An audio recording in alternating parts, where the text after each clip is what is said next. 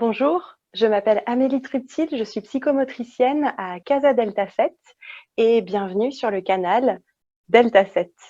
Je vous présente aujourd'hui une émission qui va durer à peu près 30 minutes et qui s'appelle Bouger pour préserver son autonomie. Voilà, donc comme je disais, je suis psychomotricienne. Depuis environ 15 ans, je travaille auprès de personnes âgées. Alors, qu'est-ce que c'est que la psychomotricité? La psychomotricité, c'est une thérapie à médiation corporelle. Le psychomotricien a comme objectif d'unifier le corps, le psychisme et le corps. Pardon si je bafouille un petit peu, cette émission est en direct. Alors, le psychomotricien travaille sur les fonctions psychomotrices. Alors, qu'est-ce que c'est? Les fonctions psychomotrices, ce sont la conscience du corps, l'organisation dans l'espace, l'organisation dans le temps, la sensorialité, la régulation tonique, la capacité à relâcher, à se détendre, les coordinations et la mémoire. Alors, pour cela, le psychomotricien utilise des activités qu'on appelle médiation psychomotrice, qui peuvent être l'expression corporelle, la danse, la relaxation ou bien la gymnastique. Justement, aujourd'hui, je vous montrerai quelques exercices de gymnastique qui pourront vous aider à préserver votre autonomie. Alors, quels sont les bienfaits du mouvement quand on avance en âge? Alors, il y a des bienfaits d'abord au niveau du cerveau. Le mouvement stimule les capacités de mémoire et de concentration. Le mouvement, bouger, permet également d'améliorer son organisation gestuelle, son orientation spatiale et sa conscience du corps. Donc, c'est donc très important. Mais c'est pas tout. Le mouvement permet aussi de préserver son moral. Je ne sais pas si vous savez, mais lorsqu'on bouge, qu'on pratique une activité physique, on sécrète une hormone qui s'appelle l'endorphine. Et cette endorphine est très importante parce que c'est l'hormone du bien-être. L'hormone du bien-être permet de réduire le stress, de réduire les douleurs et également la sensation de fatigue. Donc ça vaut vraiment la peine de bouger. Bouger, ça permet aussi, et bien sûr, d'entretenir le corps. Le mouvement permet de renforcer la masse et la force musculaire. Le mouvement permet aussi d'améliorer la souplesse articulaire, ce qui est très important, l'équilibre, bien sûr, et le mouvement permet de réduire le risque de chute. Alors, on parle de mouvement, bouger, mais qu'est-ce qu'on entend par bouger? Bouger, c'est d'abord pratiquer une marche quotidienne. On sait que marcher au moins 30 minutes par jour est très bon pour la santé. Alors, ce qui est important, c'est de marcher en utilisant un bon chaussage, de faire attention à ses chaussures et puis d'avoir un itinéraire adapté à vos capacités d'équilibre. Bouger, c'est aussi faire soi-même au quotidien. Quand on parle de mouvement, de bouger, on ne parle pas que de mouvements globaux, mais on parle aussi de mouvements plus fins. Il y a plein d'activités dans le quotidien qui vous permettent de bouger, de garder votre autonomie. C'est par exemple continuer à faire son ménage, faire les courses, préparer ses repas. Si vous êtes un peu en difficulté par rapport à l'équilibre ou par rapport au geste, ça peut être faire une partie du repas, comme éplucher des pommes de terre ou faire la vaisselle. Tout ça, ce sont des mouvements des mains et c'est très important au quotidien. Bouger, c'est surtout prendre du plaisir. Ce qui est très important pour préserver son autonomie en bougeant, c'est de pouvoir se questionner sur des activités physiques, sportives qui vous plaisent au quotidien. Donc, si vous voulez retrouver du plaisir dans le mouvement, il faut retrouver des activités appréciées, que vous appréciez peut-être auparavant, essayer de les aménager pour continuer à les pratiquer maintenant. Voilà. Donc, j'espère que je suis assez claire.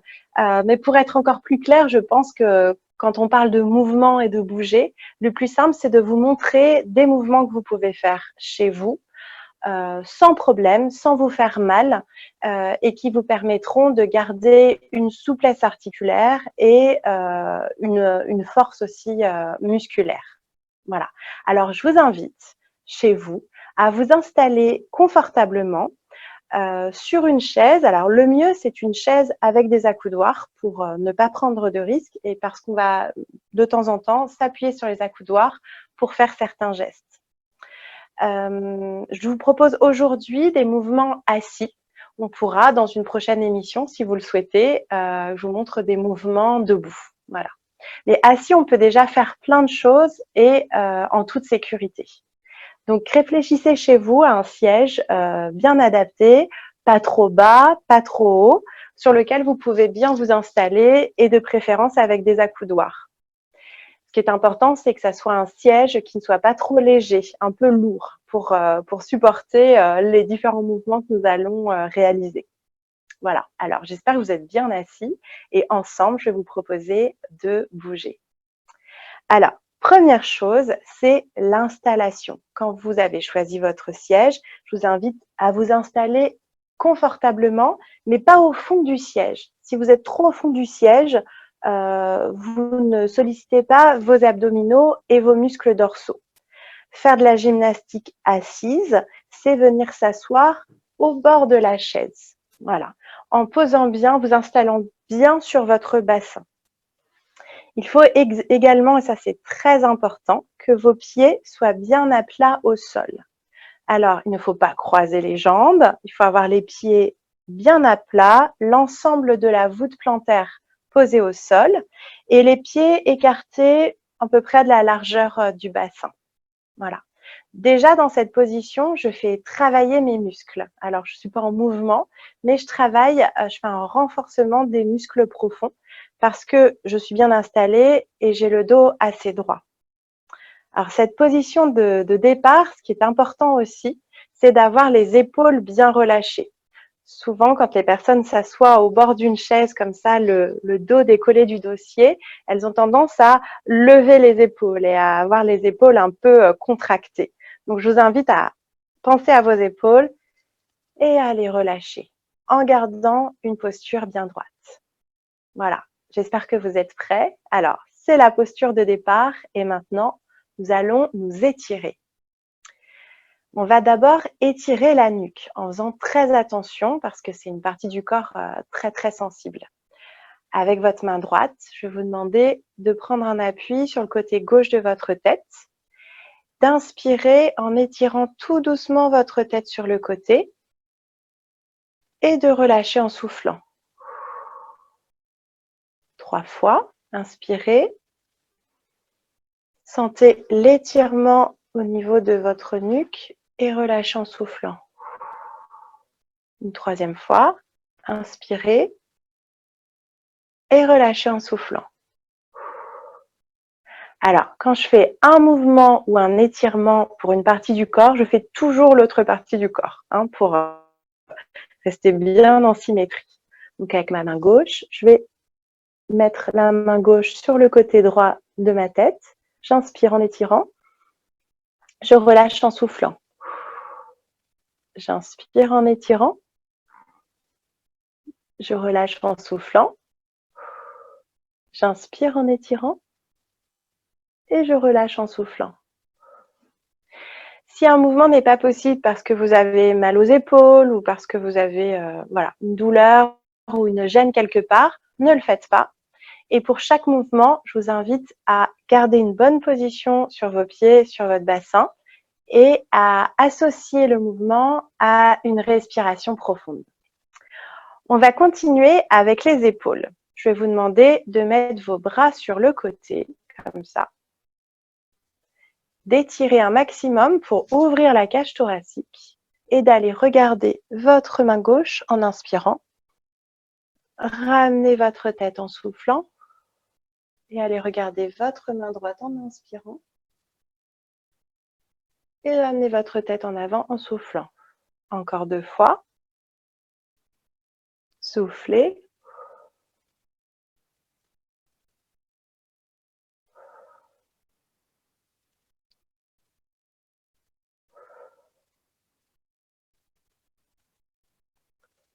Voilà le 2e étirement.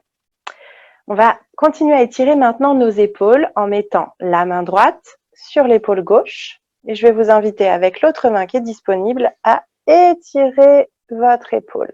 Voilà, essayez d'aller le plus loin possible dans votre dos, toujours en inspirant. Et relâchez en soufflant. De l'autre côté. Étirez, étirez, étirez, étirez. Et relâchez en soufflant. Et ça, je vous invite à le faire 3 fois. Alors, comme le temps passe, on va passer au mouvement suivant. L'étirement du buste. Là, on va se servir des accoudoirs. Je vais vous demander de garder votre bassin bien droit et de mettre vos 2 mains sur l'accoudoir gauche et de regarder le plus loin possible en bas et derrière, à gauche, en inspirant et ramenez en soufflant. De l'autre côté, mettez vos 2 mains sur l'accoudoir, regardez loin derrière, inspirez et ramenez en soufflant. 3 fois également. Alors, ensuite, je vais vous demander de vous étirer un maximum le plus haut possible, comme si vous vouliez attraper le plafond. Regardez vos mains, étirez-vous, étirez-vous, étirez-vous et enroulez-vous en soufflant. Alors là, soit vous allez jusqu'à vos cuisses, soit si vous êtes très à l'aise, vous pouvez mettre vos mains sur vos pieds. Ce qui est très important, c'est de bien relâcher la nuque. Et quand vous vous redressez, mettez vos mains sur vos cuisses et redressez-vous tout doucement, bas du dos, milieu du dos, les épaules et la tête en dernier. Finissez par un mouvement des épaules vers l'arrière. On va le refaire encore une fois si vous voulez bien, parce que c'est un mouvement un peu plus compliqué. Étirez-vous, étirez-vous, étirez-vous, comme si vous vouliez attraper le plafond. Regardez vos mains. Inspirez et relâchez en soufflant jusqu'aux cuisses ou bien les pieds, en relâchant bien la nuque. Redressez-vous tout doucement, mains sur les cuisses. Commencez par le bas, le milieu, le haut du dos, les épaules et la tête en dernier. Ah, ça fait du bien. J'espère que chez vous, c'est un exercice qui vous plaît également. Alors, on a étiré notre dos. Maintenant, on va passer aux jambes. Je vous invite à tendre la jambe droite et à ramener les orteils vers vous. Vous allez sentir un étirement au niveau du mollet et ensuite faire une pointe, un peu comme un danseur. Ramenez vers vous, inspirez, soufflez. Encore une fois, inspirez, soufflez. Là, vous devez sentir une contraction de la cuisse, hein. Ça renforce aussi les muscles de la cuisse. On le fait de l'autre côté, évidemment. Tendez la jambe, ramenez les orteils vers vous, inspirez, relâchez en soufflant. Faites une pointe. Les orteils vers vous, inspirez, une pointe, inspirez, une pointe et ramenez tout doucement. Alors, on a fait une série d'étirements associés à la respiration. Maintenant, je vais vous inviter à faire des mouvements doux pour augmenter la souplesse articulaire et faire travailler aussi également vos muscles. On va commencer par la tête, toujours dans une position bien redressée. Vous allez regarder vers la gauche, puis vers la droite. À nouveau vers la gauche, puis vers la droite. Alors, ce qui est important, c'est de toujours bien vous concentrer sur le mouvement. Ne faites pas les mouvements rapidement, faites-les en étant attentif à vos sensations corporelles. Les mouvements seront beaucoup mieux réalisés. On va passer aux épaules maintenant. Vous allez lever, lever, lever, lever les épaules et relâcher en soufflant. Lever, lever, lever les épaules et relâcher en soufflant. Lever, lever, lever. Relâcher en soufflant. Et maintenant, alternez. Épaule droite, épaule gauche, épaule droite, épaule gauche. Et n'oubliez pas de respirer. Voilà. Alors, j'espère que vous êtes détendus au niveau de la nuque et des épaules. On va continuer avec le dos et même un peu le bas du corps. Vous allez vous recroqueviller, vous faire tout petit, même la tête, même la nuque. Et ensuite, vous allez prendre le plus possible d'espace. Vous allez ouvrir. Hein. Donc là, on est dans un mouvement de fermeture, un petit peu comme un bourgeon au tout début du printemps. Recroquevillez-vous. Et ensuite, tout doucement, vous ouvrez. Donc, vous étirez vos bras, vos jambes et vous ouvrez même les mains. Vous écartez les orteils. Voilà. On va le refaire encore une fois. Tout doucement, vous vous recroquevillez. Et ensuite, vous ouvrez. Et on revient à la position de départ. J'espère que ça va toujours. On va passer au poignet. Vous allez tout simplement faire rouler vos poignets. Voilà. Alors, on peut le faire les deux en même temps ou bien l'un et puis l'autre. Voilà. Écoutez aussi comment vous avez envie de bouger. Hein. Sentez dans votre corps quel mouvement vous fait du bien. Et puis ensuite, je vais vous demander de fermer les mains et de les ouvrir. De les fermer, de les ouvrir, de les fermer, de les ouvrir. Et maintenant, d'alterner. J'ai la main droite fermée, la main gauche ouverte et on change. Hop, hop. Et là, je travaille mes coordinations. Donc, je travaille mon corps et je travaille aussi mon cerveau. Voilà. Passons à un autre mouvement au niveau des doigts qui est vraiment très important, c'est le déliement digital. Chaque doigt va rencontrer le pouce. Alors, je vais faire comme ça. Pouce index, pouce majeur, pouce annulaire, pouce auriculaire et dans l'autre sens. Alors, je peux le faire en regardant ma main. Voilà. Si je suis très à l'aise, je peux faire les deux mains en même temps. Et là, je fais aussi beaucoup travailler mon cerveau.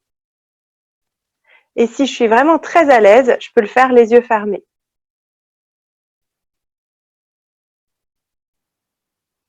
Voilà, c'est un exercice très important pour la conscience des mains, des doigts et pour l'autonomie. Alors, un autre mouvement un peu plus physique. Votre main droite va toucher votre genou gauche, comme ça. Et ensuite, j'alterne. Hop, alors j'oublie pas de bien respirer. Hein. Hop, main droite, genou gauche. Main gauche, genou droit. Main droite, genou gauche. Main gauche, genou droit. Main droite, genou gauche. Main gauche, genou droit. Ouh, respirez. Nous allons travailler maintenant le bassin. On va faire un exercice qui s'appelle la marche fessière. Un exercice très important, ça fait travailler l'équilibre assis et aussi les coordinations. Alors, je vais vous demander de reculer au fond de votre siège en reculant une fesse, puis l'autre. Une fesse, puis l'autre. Alors, j'ai un petit peu de mal dans mon fauteuil qui est bien mou. J'espère que chez vous, votre support est un peu plus lisse. Voilà, et maintenant, on va le faire dans l'autre sens. J'avance une fesse, puis l'autre. J'avance une fesse, puis l'autre. Voilà, je recule une fesse, puis l'autre, une fesse, puis l'autre. Et dans l'autre sens, j'avance une fesse, puis l'autre, une fesse, puis l'autre. Oh, je prends le temps de respirer.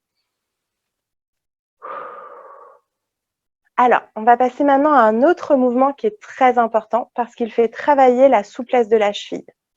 Pour bien marcher, pour entretenir son équilibre, la première chose à faire, c'est de travailler la circulation sanguine et la mobilité de la cheville. Parce qu'avec l'avancée en âge, la cheville a tendance à devenir moins souple. Moins de souplesse de cheville veut dire une marche avec moins d'aisance et potentiellement un risque de problème d'équilibre. Si vous entretenez la mobilité de votre cheville au quotidien, vous facilitez le retour veineux et vous améliorez votre équilibre. Alors, c'est très simple, vous allez attraper un genou avec vos bras tendus et vous allez bouger votre cheville en faisant des rotations dans un sens, puis dans l'autre. Alors, je l'ai fait à droite, je vais le faire à gauche. J'attrape un genou, les bras tendus, et je fais une rotation dans un sens, puis dans l'autre. Si c'est difficile pour vous d'attraper votre jambe, vous pouvez le faire au fond du fauteuil, en tendant la jambe et en faisant une rotation dans un sens, puis dans l'autre. Si ce mouvement de rotation est difficile parce que votre cheville elle a perdu un peu en souplesse, vous pouvez tout simplement faire ce mouvement-là, flexion, extension de cheville, voire ce que j'appelle l'essuie-glace, faire aller le pied aussi sur les côtés. Voilà.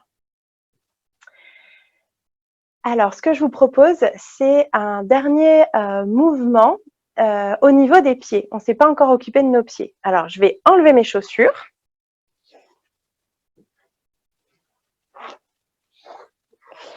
Et je vais me masser les pieds avec ce que j'ai sous la main. Peut-être qu'à la maison, vous avez une balle de tennis. Alors, c'est très important parce qu'on peut faire plein d'exercices avec ça.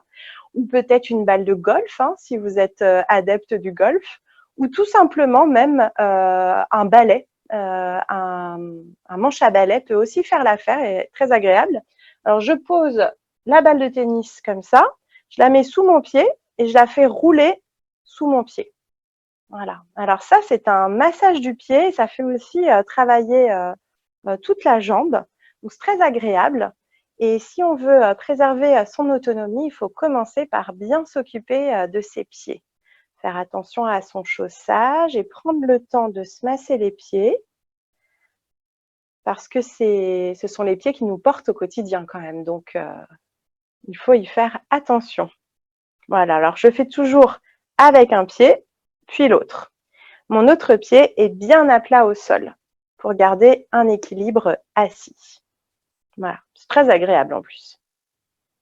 Si vous êtes adepte du massage du pied et que vous êtes convaincu de ses bienfaits, vous pouvez même investir dans ce petit rouleau à picot qui est bien agréable. Alors, pourquoi un rouleau? Parce que c'est plus facile à maintenir sous le pied qu'une balle. Mettez votre pied au milieu du rouleau et là, vous faites rouler le rouleau sous l'ensemble du pied, des orteils jusqu'au talon, en appuyant bien. Voilà. Et les petits picots, c'est vraiment très agréable. Hop, je change. J'évite de mettre mes deux pieds sur le rouleau parce qu'en termes d'équilibre, c'est pas super. Et là, on est beaucoup plus attentif quand on fait un pied puis l'autre. Voilà. Alors, on a bien bougé. Je pense qu'une bonne séance de mouvement, c'est aussi être raisonnable et ne pas en faire trop d'un seul coup. Je vous invite juste à mettre vos mains sur votre cage thoracique, à fermer les yeux et à vous concentrer sur votre respiration, le temps de 3 respirations.